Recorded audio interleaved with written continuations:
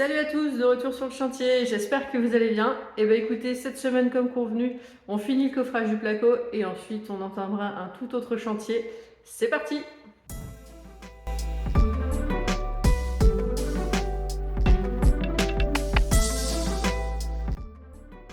Un bon petit coup de propre sur le chantier, très important. Ça paraît bête, ça donne l'impression de perdre du temps, mais au niveau de l'esprit, ça fait tellement de bien. C'est quand on peut travailler sur un chantier propre, il faut que ce soit propre, c'est ultra important. Donc bah là écoutez, j'ai profité du fait d'avoir fini le plafond pour faire le petit coup de propre. Hop.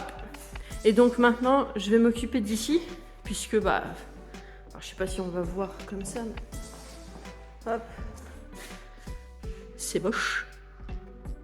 Donc là, je vais refaire des découpes propres et je vais habiller chaque côté. Donc je vous montre comment je fais ça. C'est parti!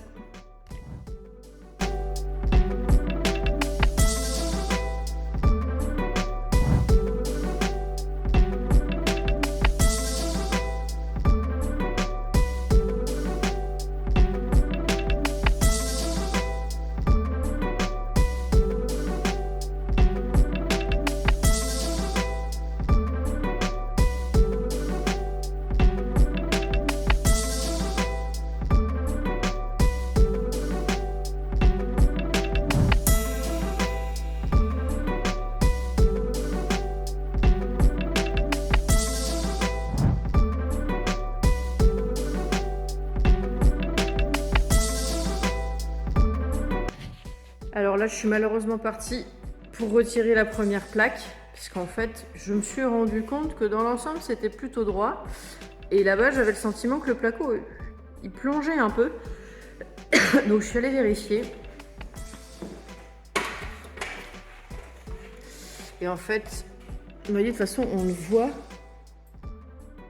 On voit que ça plonge. Et en fait, en regardant de plus près, les bouts de bois qui maintenaient, qui servent de cale en plus du ciment pour la poutre, en fait il y a une cale qui est basse et en fait mon placo il vient s'appuyer dessus, donc ça laisse une petite marge. On voit sur le rail derrière, on voit qu'il y a un petit jour et en fait je m'en suis pas rendu compte quand j'ai vissé, donc du coup en fait ça fait plonger la plaque et ça se voit pas bien en vidéo, mais du coup il faut que je redescende la plaque pour découper la cale et c'est chiant.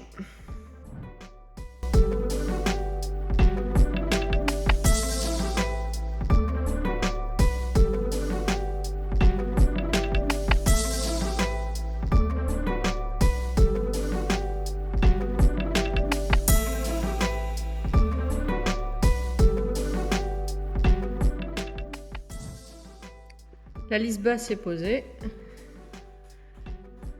Donc là, je vais venir ici remettre mon laser pour qu'il projette la même chose au-dessus. Et on refait la même chose par au-dessus.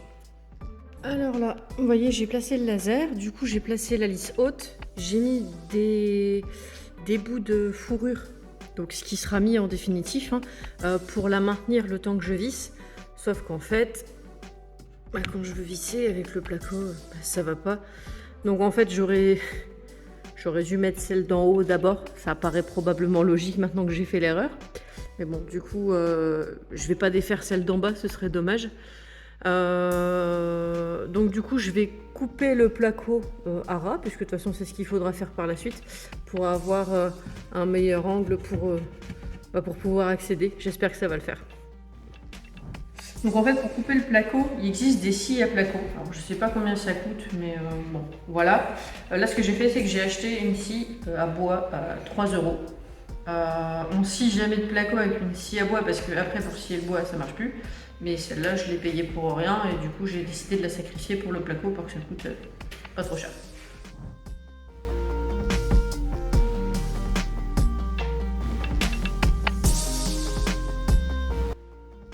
Donc, pour la fixation de nos lisses hautes, on est en galère. Et comme tous les noms d'oiseaux sortent, on vous l'a pas filmé. C'est mal, mais on l'a pas filmé. En fait, on est obligé d'y aller avec 7 embouts flexibles, mais dans le rail.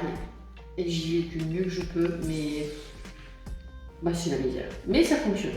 Donc, voilà. On verra si à un moment on arrive à fixer des moments sans insulte.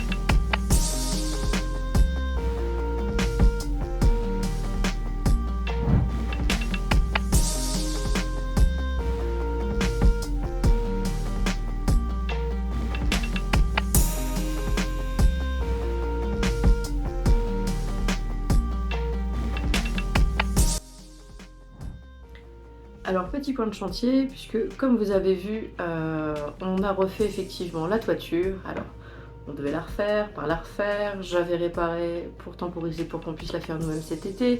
Bon, ce qui s'est passé, c'est que là l'occasion était trop belle de la faire faire, ce qui nous permet de gagner du temps et de ce fait de pouvoir commencer à attaquer en parallèle l'autre partie de la maison, puisque comme on va avoir à minima la pièce technique et les toilettes qui vont se trouver de ce côté-là de la maison, si on fait que la première partie, au final on ne pourra pas réellement habiter en bas après pour attaquer les travaux en haut, puisque on n'aura pas de toilette, on n'aura pas d'eau chaude en bas, donc il fallait vraiment que ce soit fait.